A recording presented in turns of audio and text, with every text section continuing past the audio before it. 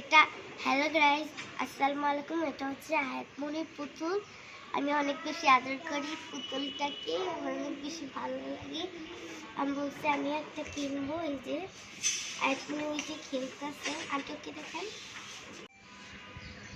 আয়াতমনির পুতুল ভালো লাগে, আমার পুতুল ভালো লাগে। যে আয়াত খেলা করতেছে, আমি এই যে পুতুল নিয়ে খেলা করতেছে আমি, আর আয়াত ওই যে ওই ইয়াটা নিয়ে খেলা করতেছে। কোন জানি পড়ে যাবে এরকম ইয়া লাগতেছে, এটা ভেবে করে। আজকে এখানেই এরকম শেষ। Bye bye. হ্যালো গাইস, এই যে আগে রেড কালারটা পিনিয়েছিলাম, এখন এই যে ইয়েলো কালারটা পিনিয়েছি। এই যে জুতা পিনিয়েছি আয়াতের। এই যে জুতাটা আবার বের করো। এই যে জুতা, আপনারা কিন্তু কমেন্টে লিখে জানাবেন আমাদেরকে জুতাটা কেমন হয়েছে। বাবা শাবাশ।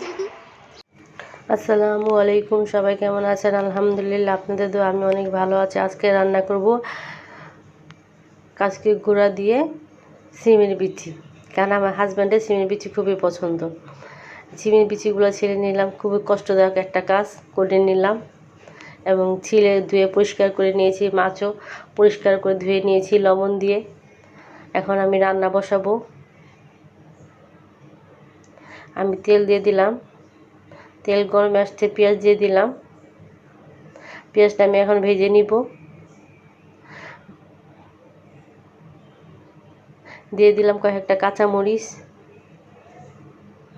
আমার পেঁয়াজটা ভাজা হয়ে গেছে এবং পানি দিয়ে দিলাম একটু।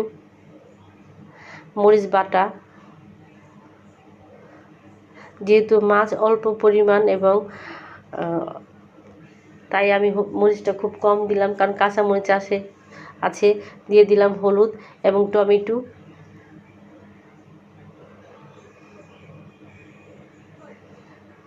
টমেটো দিয়ে ভালো করে আমি মশলাটা কষিয়ে নিব।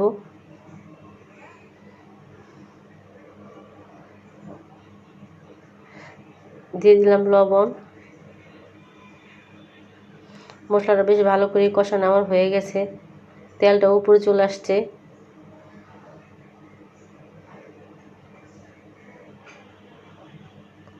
এখন আমি দিয়ে দিব সিমের বিচি।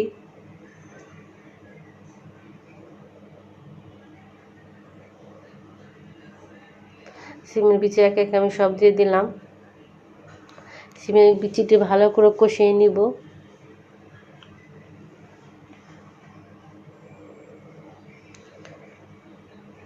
সিমের বিচি ভালো করে কষানো আমার হয়ে গেছে, এখন আমি পানি দিয়ে দিব।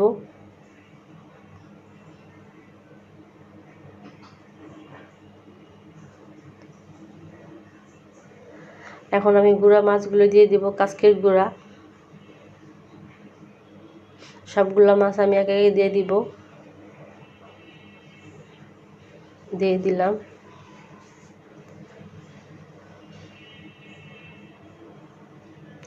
কাজকের মাছ বলে এই জন্য আমি পানিটা কম দিব, কারণ যত ছোট মাছ পানিটা তত কম দিলে সবচেয়ে বেশি মজা হয়। বেশি পানি দিলে তখন আর ভালো লাগে না।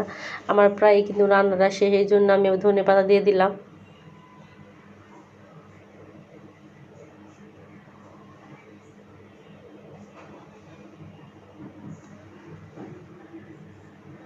দেখেন সুন্দর একটা কালার আসছে।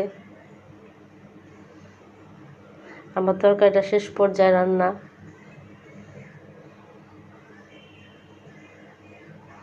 আমার রান্না শেষ।